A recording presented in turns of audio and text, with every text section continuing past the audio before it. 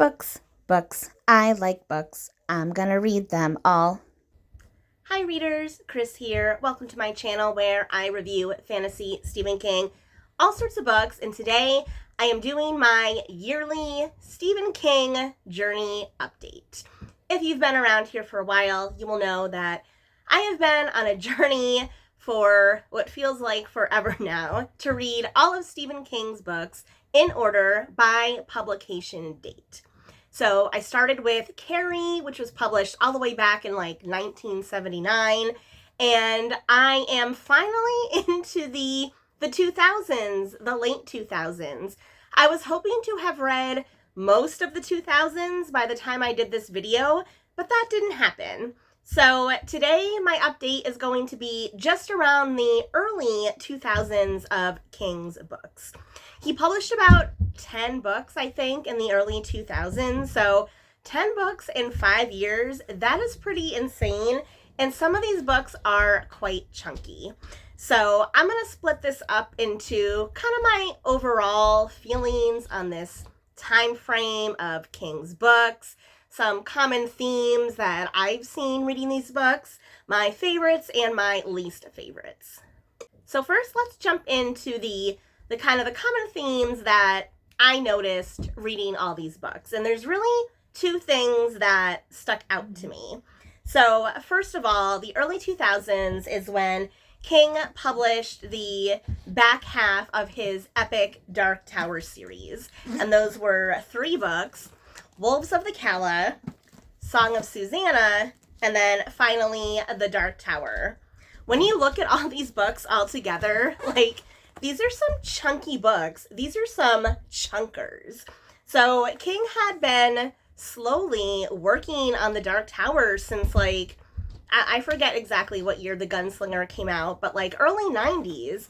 So the fact that all of the sudden in the early 2000s he quickly got all of these books out within a few short years is super impressive, super impressive.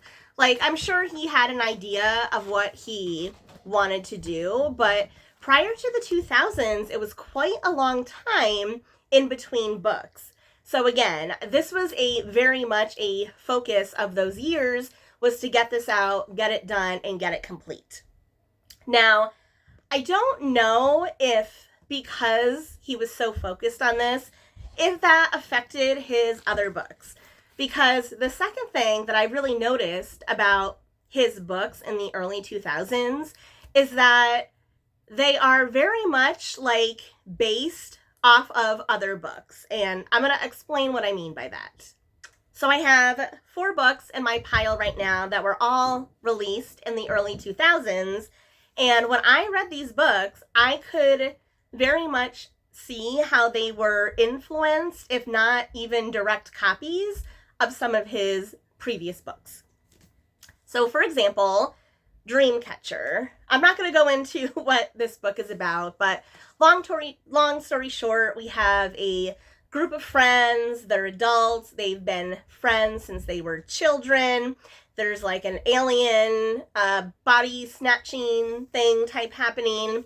But there's also this whole like flashbacks to when they were younger and things that happened when they were younger that were affecting them now. And because of that, I feel like this book very much reminds me of It, of Stephen King's It. Because again, in It, we follow a group of friends who were children, and then we follow them again in their adult life. That's very much what's happening here. There's also like this supernatural thing going on with one of their friends, very similar to what happens in It. There's no aliens and body snatching in It, but I just feel like the whole like concept of friendship and what happens when you're younger impacting you when you're older, that very much is, I think, exactly the same as one of the main themes in It. You can disagree, but this book very much reminded me of that. I also have From A Buick 8, which is about an evil supernatural car. If you saw my review on this book very much reminds me of Christine. Yes, because Christine was an evil car. This is an evil car. And yes, the stories are different. In Christine, the car was like actively stalking people and actively going after people, where in the Buick 8, the car doesn't really do anything per se, but anyone that gets near it is impacted. But again, like, how many stories can you write about evil possessed cars? So I just found it a little strange that, like, out of all things that you could choose from, King decided to go back to this theme of, like, a car and a car that's causing, chaos, right? Here's the good car. Here's the evil car. Dun, dun, dun. Anyway, so yeah, Dreamcatcher based on it, from a Buick 8 based on Christine. And then the most recent book that I just reviewed, I think this will be posted by the time I post this video, and that is Cell. Cell is the book I read most recently, and this book very much reminds me of The Stand. In The Stand, there is this worldwide phenomenon, this virus that goes out and a bunch of people die, and the survivors that are left have to figure out how to survive. A very similar thing happens in this book. There is this phenomenon called the pulse, and it infects all these people, makes them crazy, and the people that are left behind, that are impacted, have to figure out how to survive. There's also a supernatural element, just like there is in The Stand. So again, Cell, The Stand, very, very, very similar, very, very similar plots, themes, all that stuff. And finally, there is Black House. And this is legit actually a sequel to one of his previous books, The Talisman. So I can't say that this is a copy of a previous book because it literally is meant to be a sequel. So written by Stephen King and Peter Straub. I actually prefer this one to The Talisman. If you saw my review, you'll know why. So you can say that, yes, this is a copy of The Talisman, but that's because it was legit meant to be a sequel. So yeah, between the Dark Tower and the, copycat books, I don't think that the early 2000s is my favorite period of King books, but I do have a couple favorites. I have 3 books that I'm going to mention that are my favorites from this time period, but I will say that even though they're my favorites from this time period, I don't think any of these would make my, top 10 overall favorite Stephen King books. So number 1, going back to Black House, I like Black House a lot better than The Talisman. And I know that is an unpopular opinion. I know a lot of people loved The Talisman, but I didn't really connect with it. So in The Talisman, we have a young boy, his name is Jack, his mother is dying, and he basically goes on this odyssey, this quest through this alternate dimension to try and save his mother. If you're familiar with the Odyssey, that's very much what Jack goes through, right? He has these different stops along the way. He meets different people along the way, but I couldn't really connect with that. I felt it was too random, too long, all of that stuff. In Black House, Jack is now grown up, and there are a string of murderers that are happening in this town. He's like that retired detective, kind of like, I'm retired, but this is going to be my last case. And of course, there's supernatural stuff going on, stuff that connects back to when he was a child. I love the whole murder mystery aspect. I love kind of the whodunit. I loved how dark and creepy it gets at points. So I much preferred this one to The Talisman. Then when it comes to the Dark Tower series, I still think that book 4, Wizard and Glass, is my favorite. However, I do also have a really soft spot in my heart for Song of Susannah. This is the 6th book, the second to last, and it really features a lot one of my favorite characters in the series, who is Susannah. Now, yes, because Susannah is a woman, I probably connect with her a little bit more than like Roland or Eddie's characters, but Susannah goes through a lot in this series, a lot. when you first meet her, she is suffering from like schizophrenia, where on one hand you have this like prim, proper, sweet, kind woman, and then on the other hand, her alternate personality is like vulgar and rude and like disturbing and violent.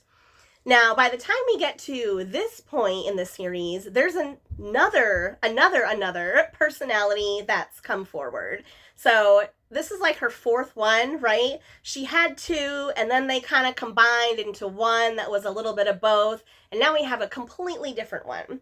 Because at this point in the story, Susannah has found herself pregnant in a, let's just say, an unconventional way. And to deal with this trauma, she's created another personality.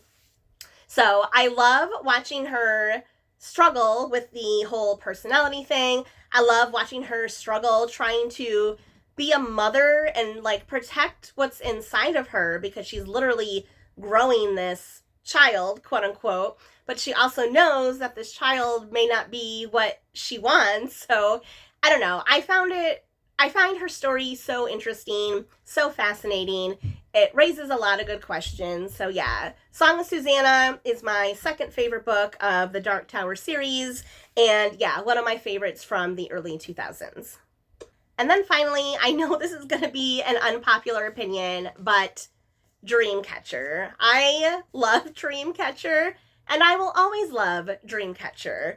Objectively, I know that this book is not that good.